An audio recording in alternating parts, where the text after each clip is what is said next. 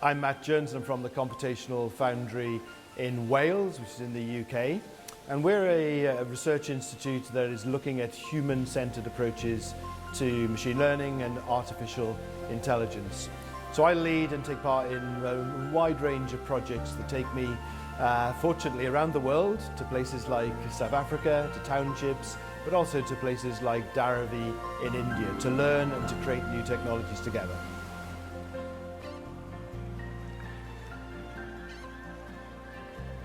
Machine learning today is really radicalizing so many different fields, and you can't open a newspaper or look at a news report without seeing an example of how machine learning, AI, is changing the way in which we do medicine, changing the way we do business, changing even the way in which we do education.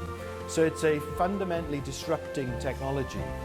But from my perspective, it's really important to ensure that all of that innovation and impact is driven by the right heart. So we do a people-first approach to AI.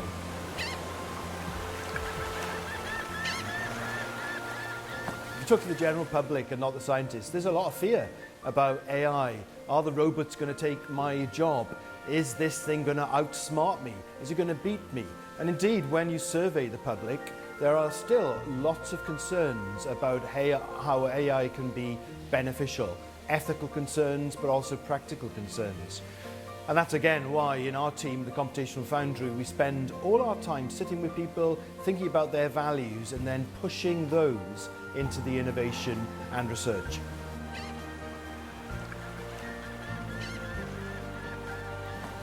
The future of machine learning, of course, is very difficult to predict because things are very disruptive, things change very quickly. But what we do know is that more and more in everyday life, in the mobile phones you use, in the desktop systems you use, in your televisions, there will be AI and machine learning elements. A key part though is ensuring that those technologies, those kind of systems can benefit the whole world. At the moment, there's still problems with getting the right data so we can train the systems, and also the kind of interfaces and systems that people use.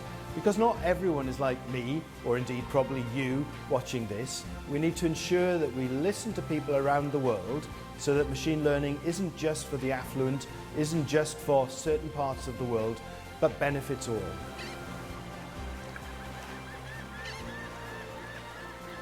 So it's been really good to be here. Obviously we've given some talks, but we've also been listening and having chats with people who are fellow participants. Most people here come from a technical machine learning background, and we're also computer scientists, but it's been really nice to see the kind of like openness and responsiveness to our calls to think about human-centered AI. And we were inspired, for example, about the work which is presented, I think, on Monday, around animation and creating images using machine learning techniques. Because that really made us think about, well, if you can fake things, what are the positive benefits of that rather than just fun or deceiving people?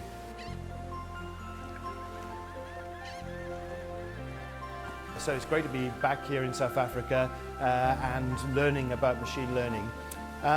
For me, I would switch the question around. How important is it that people come here and international people come and give talks?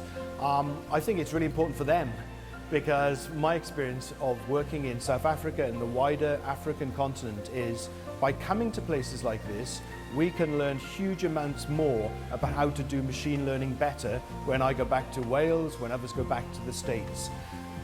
AI machine learning will be transformational in South Africa for sure. So obviously it's also important to ensure that there are world-class expertise here in the brilliant universities like Stellenbosch, UCT and many others.